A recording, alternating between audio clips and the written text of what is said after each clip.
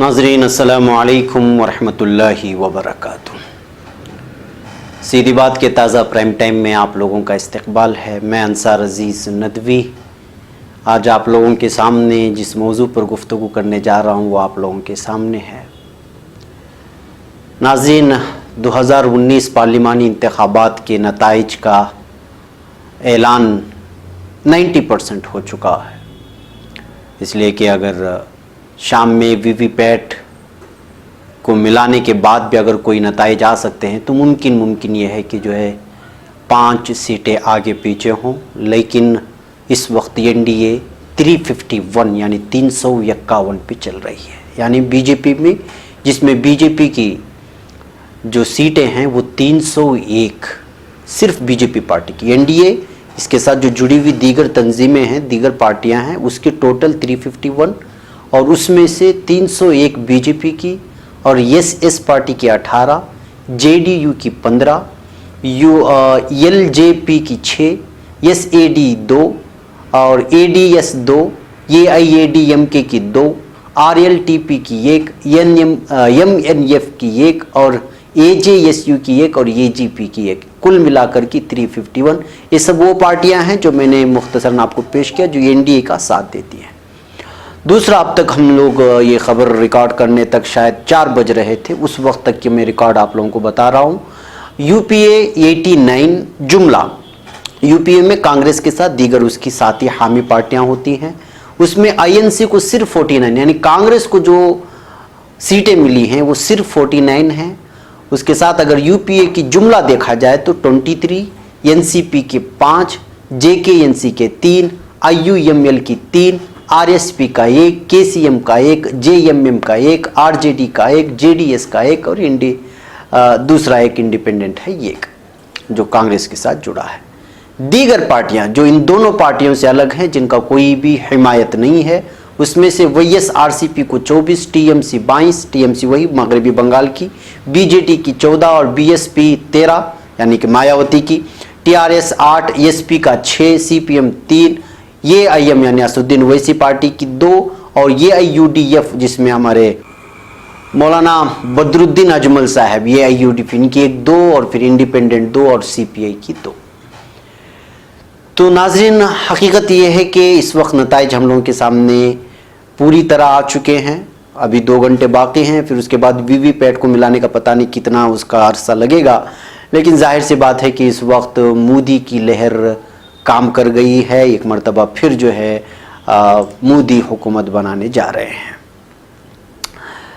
अब सवाल ये है कि ये खबरें आ रही हैं कि 26 मई को चूँकि बीजेपी के ज़रिए तनहा 300 से ज़्यादा सीट हासिल किए जाने के रुझानात के दरमियान बीजेपी कारकुनान में इस वक्त जश्न का माहौल है। इस दरमियान मीडिया ज़राए से खबरें मौसूल हो रही हैं कि 26 मई को नरेंद्र मोदी दोबारा पीएम ओहदे का हलफ ले सकते हैं। खबरों के मुताबिक 17वीं लोकसभा के इंतखाबी नताइज आने के बाद वज़ीर आज़म नरेंद्र मोदी ने जुमा को मरकज़ी काबीना की एक मीटिंग भी तलब कर ली है। काबीना के इजलास में नई हुकूमत के क़याम के लिए रास्ता हमवार करने के लिए काबीना के इस्तीफ़ा के बारे में फ़ैसला किया जाएगा। नई हुकूमत के क़याम के लिए मिस्टर मोदी अपना इस्तीफ़ा सदर रामनाथ कोविंद को पेश करेंगे। मौजूदा लोकसभा की मियाद 3 जून को ख़त्म हो जाएगी। नताइज को देखते हुए मोदी की क़यादत में नई हुकूमत की तश्कील की तवक्को है। नाज़रीन, अगर हम लोग नताइज पर थोड़ा सा ज़्यादा अगर हम नज़र करेंगे इस वक्त, तो तेलंगाना में जो है वो किशनगंज में कांग्रेस के डॉक्टर मोहम्मद जावेद ने तकरीबन 30,000 से वोट से सबकत बनाई थी जब तक हम लोग ये रिकॉर्ड कर रहे थे। फिर उसके बाद वो आगे बढ़ने लगे। करीमनगर में 80,000 वोटों से अक्सरियत बीजेपी उम्मीदवार बंडी से संजय, निज़ामाबाद में 17 वोटों से अरविंद आगे थे, वगैरह वगैरह। नाज़रीन, एक इस वक्त बहुत लंबी तफसील है। ये सारी चीज़ें हम लोग तफसीलात से आपके पास रखेंगे तो बड़ा मसला हो जाएगा। ये सारी तफसीलात आपको गूगल में भी दरियाफ्त होंगी। लेकिन चूँकि एक बात यह है कि इस वक्त ये बात सामने उठ कर के आ रही है कि आखिर ये हुआ कैसे।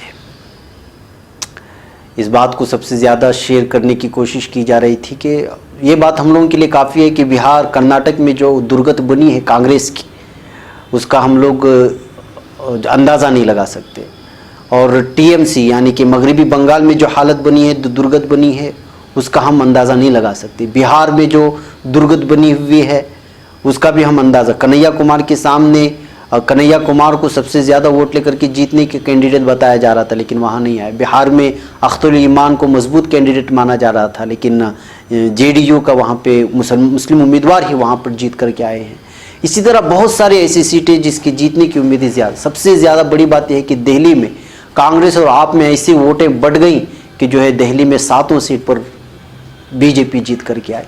ऐसे बहुत सारे इलाके हैं जहाँ के सिलसिले में अगर हम लोग डायरेक्ट रास्त तौर पर अगर हम लोग कांग्रेस को अगर इसकी जिम्मेदार ठहराएं तो उसको जो है कोई गलत बात नहीं होगी, क्योंकि जो है यूपी का भी हाल यही है। यूपी में ये महसूस किया जा रहा था कि वहाँ के महागठबंधन जो हो गए मायावती के और अखिलेश की, जो उसको ज़्यादातर अक्सर कुछ वोट हासिल हुए, कुछ नशिस्तें हासिल हुई हैं, लेकिन उस तरह की कामयाबी हासिल नहीं हुई जिस तरह की कामयाबी की उम्मीद लगाई जा रही थी। कांग्रेस में कर्नाटक में भी यही हाल है। अब इन तमाम चीज़ों को सामने देखने के बाद 351 सीटें एनडीए की झोली में जाने के बाद अब लोग ये सोचने पे मजबूर हुए हैं कि ये कैसे। अब जीत चुके हैं, अब सिर्फ हम लोगों को तबसरा करना है। तबसरा अब बास चीज़ों पे मैंने एक ट्वीट पढ़ा, निखिल वागले नामी एक शख्स ने जो है ट्वीट किया है कि मैं बीजेपी के जीतने के बाद अपने मुस्लिम भाइयों के और उनके गम में साथ हूँ, वो घबराए नहीं कि जो है इंशाअल्लाह यहाँ की आइन कभी जो है नहीं बदलेगी, हम मुसलमानों के साथ हैं। ये ट्वीट करने वाली कोई बात है? इनसे किसने कह दिया कि मुसलमान घबराए हुए हैं? हिंदुस्तान के मुसलमान 25 करोड़ आबादी को आप किस तरह घबरा सकते हैं? और मोदी आ जाएगा के नाम से तो कब तक आप लोग डराते रहेंगे? यानी अभी भी ये लोग, जब रिजल्ट आ चुका है, उनकी अपनी जो है कमतरी को और अपनी गलतियों का एतराफ़ करने के बजाय उल्टे मुसलमानों को फिर ये कह करके डरा रहे हैं कि हम आप लोगों के साथ हैं और जो है आप घबराने की ज़रूरत नहीं है, यहाँ के आइन को कुछ नहीं होगा, फलां है फलां है। मुसलमान कभी नहीं घबराता और घबराने की बात हो ही नहीं सकती, इसलिए कि घबराना तो कांग्रेस को होना चाहिए कि कांग्रेस की जो हालत और दुर्गत बनी हुई है उसका हम लोग अंदाज़ा नहीं लगा सकते। और ये सारी की सारी चीज़ें इन्हीं की गलतियों की वजह से, मुझे माफ़ कीजिएगा कांग्रेसी रहनुमा, इसलिए कि आपके साथ अगर समझौता अगर दिल्ली में होता तो ये दुर्गत आपकी नहीं बनती। इंडिपेंडेंट अगर कोई बनता है तो उसको जीतने देने के बजाय आप वहां पर दूसरे को लाकर के ऐसे खड़ा कर देते हैं, जैसे हाल कन्हैया कुमार का जो हाल हुआ, यूपी में जो हाल हो रहा है, और इसी तरह बिहार के अक्सर इलाकों में जो हाल हुआ। यहाँ सारी की सारी जगह आप लोकल पार्टियों के साथ मिलने को तैयार नहीं होती, अपनी अना में कायम रहते हैं, अपनी इसमें रहते हैं। इसके बावजूद कर्नाटक में मखलूत जेडीएस, उसकी मखलूत सीट होने के बावजूद भी जो दुर्गत बनी है वो वाकई काबिल तशवीश है। इसका मतलब ये सामने निकल करके आ रहा है कि इस वक्त Congress party national Congress party नहीं रही, इसलिए कि अदर्स को जो मिला है, सिर्फ कांग्रेस को आईएनसी को जो मिला है वो 51-49 के दरमियान में मिला हुआ है। बाकी जो दीगर पार्टियां हैं उसकी तमाम सीटें मिल जाए तो वो 100 से पार कर जाती है। इसका मतलब ये है कि रीजनल पार्टीज इस वक्त कांग्रेस से भी ज़्यादा मजबूत है और कांग्रेस को जो है इन रीजनल पार्टी के कदमों के पास जाना है, ना कि जो है इन रीजनल पार्टीज को कांग्रेस के कदमों के पास जाना है। लेकिन अभी भी कांग्रेस इतनी दुर्गत बनने के बावजूद अपनी अना में, अपने गुरूर में मस्त है, जिसकी वजह से उसको ये महसूस होना पड़ा। आप इसके अलावा और भी बहुत सारे कल या परसों आपको निकल करके तबसरे आएंगे, सामने देखेंगे। अब ये एक गलती कांग्रेस की तरफ अगर मानेंगे, दूसरी है कि जीतने वाले सीटों पर भी आखिर बीजेपी क्यों आ रही है, ये लेकर के फिर एक तबसरा आने लगा है कि जो है ईवीएम में घोटाला हुआ है। ईवीएम में अगर घोटाला हुआ है तो कितने ईवीएम में घोटाले हुए हैं? क्या पूरे के पूरे ईवीएम्स को चेंज कर दिया गया? क्या पूरे के पूरे ईवीएम्स को हैक किया गया? ये भी एक सवाल है। जबकि अब ये तो कहेंगे कि जो है हारने के बाद अब जो है ईवीएम पर सारी चीज़ें डाली जा रही हैं, जबकि तमाम के तमाम लीडरान ने जो है इसको अपनी हार मान कर के ट्वीट भी कर लिया है और कहा है कि नरेंद्र मोदी जी को जिस तरह बाहर के जो है बैरून ममालिक के, जिस तरह इसराइल से और जो है दीगर रशिया से और इस तरह अरब ममालिक से लगातार उनको मुबारकबादियों के पैगामात आ रहे हैं नरेंद्र मोदी जी को, वहीं पर यहाँ के लोकल दीगर पार्टियों के लोग भी जो मुबारकबादियाँ दे रहे हैं। लेकिन इसके बावजूद जो है अपने इस पर जो है ये सोचने के बजाय दूसरी बात ये निकल करके सामने आ रही है कि जो है पुलवामा के बाद हिंदुस्तान के आवाम ने अहम तरीन मुद्दों पर, अहम तरीन मसाइल से उनका ध्यान भटका करके बीजेपी ने उसका फ़ायदा उठाया है। लेकिन पुलवामा हमले के बाद भी कई दिनों तक यहाँ के ज़ैली बीजेपी शायद मुसलमान, पाकिस्तान और पुलवामा अटैक और दहशतगर्दों को लेकर के सियासत करती रही, लेकिन कांग्रेस भी चिल्लाती रही यहाँ के लोकल मसाइल को लेकर के। ऐसा नहीं कि जो पूरी तरह से मसाइल को दबा दिए गए थे।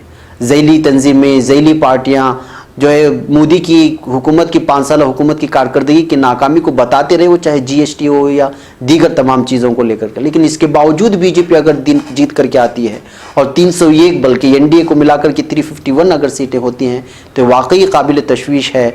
सियासी सतह पर कांग्रेस को सोचने की बारी है कि वो अपनी सोच को और अपने क़ियादत को और अपनी जो है लीडरशिप को जो है चेंज करना होगा। उसको सोचना होगा कि ग्राउंड लेवल पर उसकी कहाँ खामियां हैं, कितनी खामियां हैं, किस तरह से वो हार रही है और क्यों कर हार रही है। अब बात ये भी निकल कर के आ रही कि कर्नाटक की हुकूमत जो इस वक्त यहाँ पर चल रही है उसको भी नीचे गिरा दिए जाएंगे। उसके बाद जो है फिर बात आ रही है मध्य प्रदेश की और राजस्थान की कि चूँकि अगर मरकज़ में दोबारा बीजेपी हुकूमत बनती है तो मुमकिन है कि यहाँ के जो है दीगर वही ऑपरेशन कमल जिसको कहा जाता है, ख़रीदो फरोख्त की बात होती है अराकीन असम्बली को, उसका भी रुझान बढ़ता हुआ जा रहा है। और ये बातें पहले से ही कही जा रही थी इलेक्शन से पहले ही कि मरकज़ में अगर बीजेपी हुकूमत आती है तो यहाँ की जो है हुकूमतों पर भी असर पड़ सकता है। बहरकैफ नाजरीन, एनडीए हुकूमत बनेगी और कुछ ही दिनों में हुकूमत बन कर के आएगी, जैसे कि 26 मई को ये सारी चीज़ें सामने आने की बात कही जा रही है मुख्तलिफ मीडिया के ज़रिए से। लेकिन यहाँ एक बात साफ़ तौर पे हम लोगों को समझना चाहिए, और बिलखुसूस मुझे निखिल वागले का वो ट्वीट हमेशा अभी भी मजाक लगता है कि कभी मुसलमान जो है अपनी चीज़ को लेकर के, वो चाहे बीजेपी आए या कोई भी हुकूमत आए, वो कभी घबराए हुए नहीं है। और ना ही मैं इस बात को 5 साल तक बीजेपी की और मोदी की हुकूमत रही, क्या हुआ, आइंदा भी 5 साल की हुकूमत करेंगे। और हमें ये सही रुझान लेना चाहिए कि वो तमाम लोगों को लेकर चलने का ये रखेंगे। आप अभी तक हुकूमत बनी नहीं, उससे पहले ही ट्वीट करके अगर घबराने लगेंगे और कहेंगे कि हम मुसलमानों के साथ हैं। क्या सिर्फ मुसलमानों ने ही कांग्रेस को वोट किया है, दीगर पार्टियों को वोट किया है? क्या उसमें ईसाई धर्म के लोग नहीं हैं? क्या दलित बरादरी के लोग नहीं थे? क्या दूसरे लोग नहीं थे जिन्होंने कांग्रेस को वोट दिया है? क्या कानून के तब्दील करने से, यहाँ आइन के तब्दील करने से क्या सिर्फ मुसलमानों पर इसका असर होगा? क्या दीगर कौम मज़ाहिब के लोगों को असर नहीं होगा? दरअसल मसला ये होता है कि बीजेपी मुसलमानों को कम डराती है और दीगर पार्टियाँ मुसलमानों को ज़्यादा डराती है बीजेपी से। जबकि हकीकत यह है कि पूरे 5 साल के अरसे में अगर मोदी हुकूमत को देखा जाए तो फ़िरक़ावाराना फसादत यक्का दुक्का हुई थी के बिलमुकाबिल कांग्रेस की हुकूमत में। हाँ, सबसे बड़ा नुकसान जो हुआ मोदी की हुकूमत में वो लिंचिंग था, जिसमें मुसलमानों को गाय के नाम पर, गोश्त के नाम पर जो है वो निशाना बनाया गया। उससे हट कर के अगर बड़े मसाइल मुसलमानों को लेकर के 3 तलाक बिल को लेकर के हो या दीगर चीज़ों को लेकर के हो, 3 तलाक की बिल आखिरी पैमाने पर तो वो सामने पास नहीं हो सकी।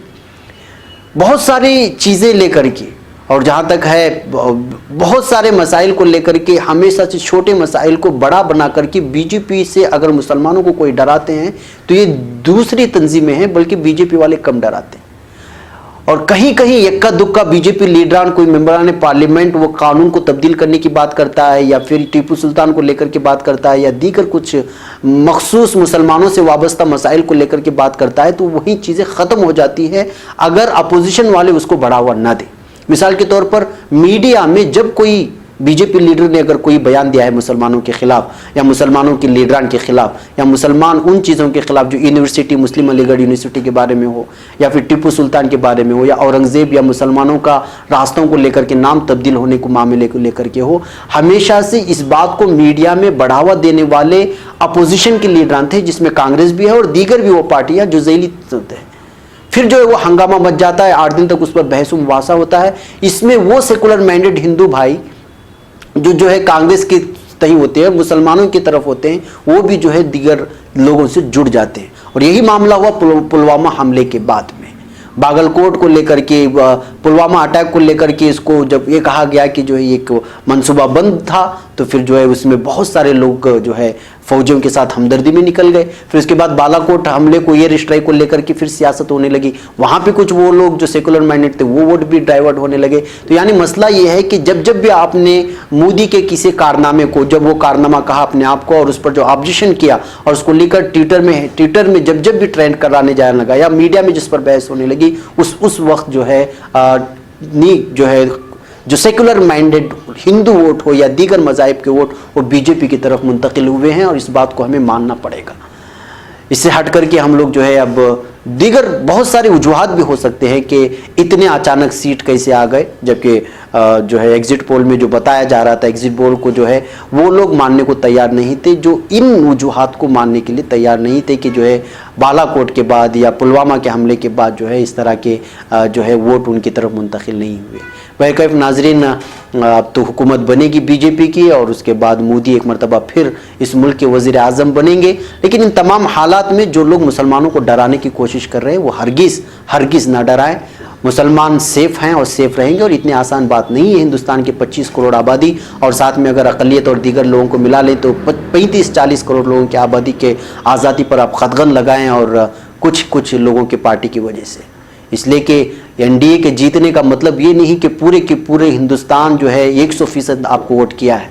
इसमें कितना फ़ीसद वोट जो है लोगों का जो है बीजेपी को गया है, कितना फ़ीसद दूसरे लोगों को गया है, ये 2 दिन के बाद सामने आ ही जाएगी कितनी फ़ीसद वोटिंग हुई है। तो बहरकैफ नाजरीन, असल में सारी चीज़ें ये होती है कि बीजेपी जब भी जीती है तो महसूस होता है कि वो मुसलमानों के ख़िलाफ़ जीती है, और फिर उनके जो है चीज़ों को लेकर के ट्विटर हैंडल में और फेसबुक में महसूस कराने जाने लगता है कि मुसलमानों के ख़िलाफ़ एक पार्टी सामने आ गई है, जबकि हकीकत ये नहीं है। हकीकत ये है कि जो है किसी पार्टी का जीत करके आने का मतलब या कोई वज़ीर आज़म बनता है तो वो सारे अक़वाम का होता है, सारे मज़ाहिब का होता है, पूरे मुल्क का होता है। अब इसमें से कोई अगर उठ करके मुसलमान हम आपके साथ हैं, आप घबराने की ज़रूरत नहीं, ये सब मजाक है, और मुझे लगता है कि जो मुसलमानों को इस तरफ जो है कोई तवज्जो देने की भी ज़रूरत नहीं है। हुकूमतें आती हैं और चली जाती हैं, इससे हमारा कोई लेना देना नहीं होता। हम एक बेहतर शहरी बन करके अपने तमाम मज़ाहिब के लोगों से मिल करके चलने लगेंगे तो फिर इस तरह की दूरियाँ पैदा ही नहीं होंगी। बहरकैफ नाज़रीन, आज का हमारा तबसरा था। दूसरा तबसरा, आज सबसे अहम तरीन और अफसोसनाक खबर जो मैं आप लोगों के सामने रखने की कोशिश कर रहा हूँ वो सऊदी अरब से है। सऊदी अरब माह रमज़ान के बाद मारूफ आलिम इस्लाम के मारूफ आलिम दीन सलमान अल औदा समेत 3 दीनी शख्सियात को सज़ाए मौत देने की तैयारियां कर रहा है। बरतानिया की मिडल ईस्ट आई इंटरनेट साइट की तरफ से 2 हुकूमती ज़राए और उलमा में से ये के अजीज़ के हवाले से शाये करदा खबर के मुताबिक सऊदी अरब में साल 2017 में गिरफ्तार किए गए या किए जाने वाले आलिम सलमान अल औदा, ख़तीब अब्दुल अल करीम और दीनी टेलीविज़न प्रोग्राम के एंकर या कैंपेनियर जिसको कहे अली अल उमर को माह रमज़ान के बाद सज़ाए मौत दे दी जाएगी। इस तरह की ख़बरें पूरे सऊदी अरब में गर्दिश कर रही हैं जो वाकई तशवीशनाक है। 2 मुख्तलिफ हुकूमती ज़राए ने दावा किया है कि मुल्ज़िमान पर मुकदमा रियास में खुसूसी ताज़ीरात अदालत में चलाया जा रहा है और गैर मुअय्यना मुद्दत के लिए मुलतवी की गई पेशी की समाअत में फ़ैसला सुनाए जाने के बाद जल्द ही सज़ाए मौत दे दी जाएगी। वाज़ेह रहे कि सुन्नी आलिम दीन सलमान अल औदा दुनिया भर में मुअतदल इस्लाम के तर्ज फ़िक्र के साथ पहचाने जाते हैं और ट्विटर पेज से उनके तकरीबन 13.4 मिलियन फॉलोअर्स हैं। औदा को 2017 में गिरफ्तार किया गया और तकरीबन 1 साल के बाद दहशतगर्द तंजीम की क़ियादत, रियाज के कतर के ख़िलाफ़ लगाए गए मुहासरे की मुखालिफत, इख़वानुल मुस्लिमीन तंजीम के साथ ताउन, हुकूमत की कामयाबियों के ख़िलाफ़ किनाया करने, कतर के शाही ख़ानदान के साथ ताल्लुक़ रखने, कौमी सलामती के लिए ख़तरा तश्कील देने और तशद्दुद में मुलव्वस होने जैसे सख्त 37 मुख्तलिफ इल्ज़ामात ज़बरदस्ती लगा करके अदालत के सामने उनको पेश किया गया था। अब ये जो है ख़बर आ रही है कि इन तीनों को जो है फांसी की सज़ा रमज़ान के बाद दी जा रही है। बाप और बेटा जिनकी हुकूमत को जो है इसराइल नमाज कहा जाता है और जो है आज़ादी के नाम पर जिन्होंने सऊदी अरब का नक्शा ही चेंज करके रख दिया और मगरिब ज़दा सऊदी बना दिया, वो बाप बेटा मिल करके इस वक्त एक और बहुत ही ख़तरनाक कदम उठाने जा रहे हैं रमज़ान के बाद। ये कुछ ज़राए से मिली हुई ख़बरें हैं जिसको जो है बहुत ज़्यादा शेयर किया जा रहा है। ये तुर्की के ज़रिए से भी मुझे ये ख़बर मिली है, इस वजह से जो है ये ख़बर मैंने आपके सामने पेश किया है। TRT ने इसको शाये किया है और भी दीगर जो है मगरिबी मीडिया ने भी इस खबरों को शाये किया है कि जो है रमज़ान के बाद इनको सज़ाए मौत दी जा रही है। अगर वाकई ये होता है तो ये सऊदी अरब के लिए और बल्कि पूरे आलम इस्लाम के मुसलमानों के लिए वाकई काबिल अफसोसनाक ख़बर होगी और ख़ुद यहाँ के हुक्मरानों के लिए ये बर्बादी का सामान तैयार करेंगी, क्योंकि जो है जब भी उलमा इकराम को और जब भी उलमा इकराम को सताने की कोशिश की गई है, उनके साथ जुल्म जबर का मामला अपनाने की कोशिश की गई है, तो फिर वहाँ के हुक्मरान और हुक्मरानी उनकी तहस नहस हो गई है। खुद वहीं के लोग जो है उठ खड़े हुए हैं इनकलाब के नाम पर और पूरे हुकूमतों को जो है नीचे गिरा दिए गए हैं। ऐसे तारीख़ में हमें शवाहिद मिलते हैं। अगर सऊदी अरब ये कदम उठाता है तो उसके तारीख़ का बदतरीन कदम होगा। बहरकैफ नाज़रीन, मुझे यहाँ पर इजाज़त दें। कल इंशाअल्लाह फिर आपसे प्राइम टाइम में मुलाकात होगी। अस्सलामु अलैकुम वरहमतुल्लाहि वबरकातुहू।